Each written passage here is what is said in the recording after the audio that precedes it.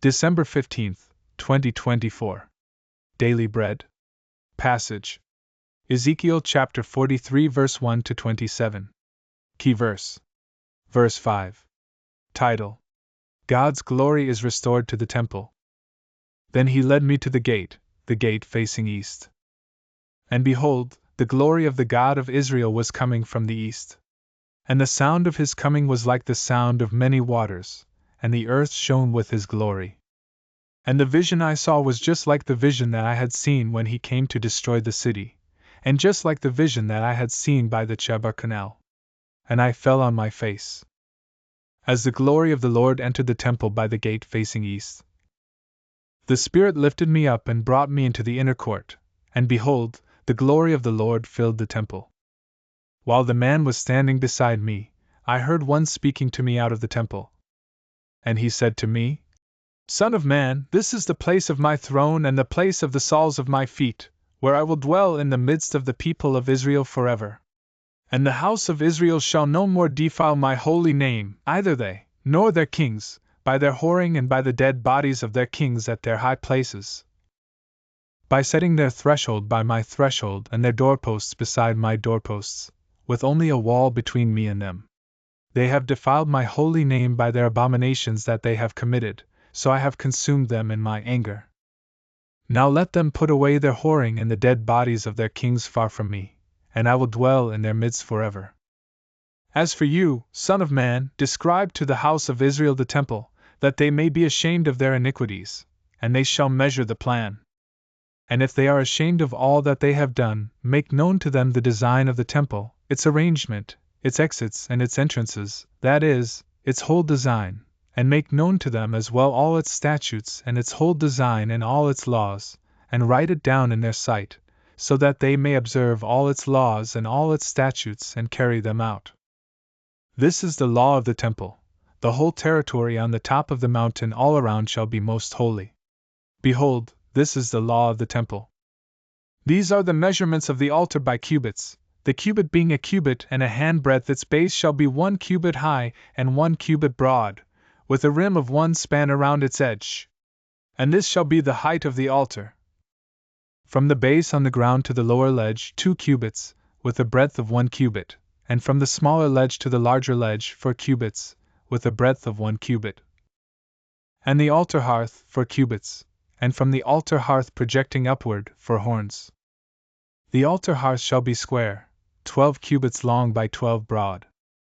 The ledge also shall be square, 14 cubits long by 14 broad, with a rim around it half a cubit broad, and its base 1 cubit all around. The steps of the altar shall face east.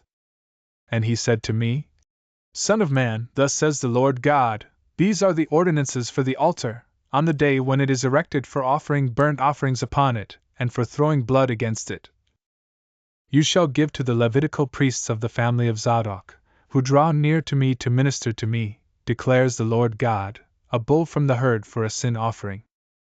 And you shall take some of its blood and put it on the 4 horns of the altar, and on the 4 corners of the ledge, and upon the rim all around. Thus you shall purify the altar and make atonement for it. You shall also take the bull of the sin offering, and it shall be burned in the appointed place belonging to the temple, outside the sacred area. And on the 2nd day you shall offer a male goat without blemish for a sin offering, and the altar shall be purified, as it was purified with the bull.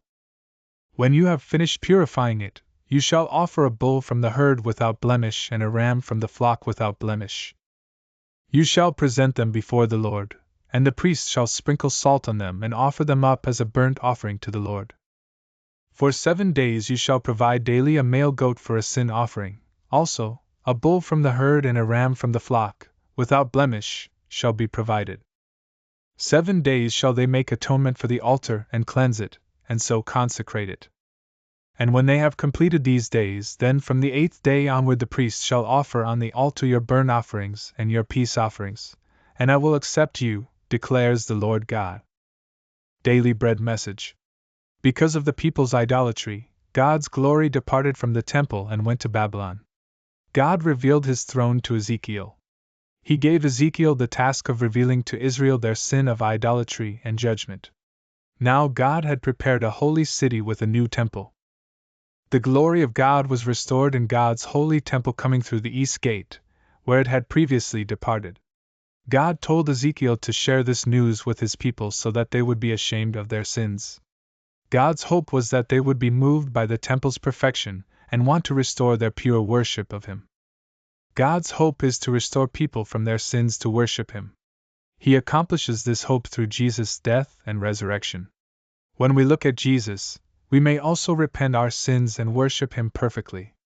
Next, God foretells the great altar being restored. The altar is where sacrifices to God were to be made. God's hope is to remove our sins and restore us to be His holy creation. Prayer. Father, let your glory fall in this room, let it go forth from here to the nations, let your fragrance rest in this place, as we gather to seek your face. One word. God's glory restored among us.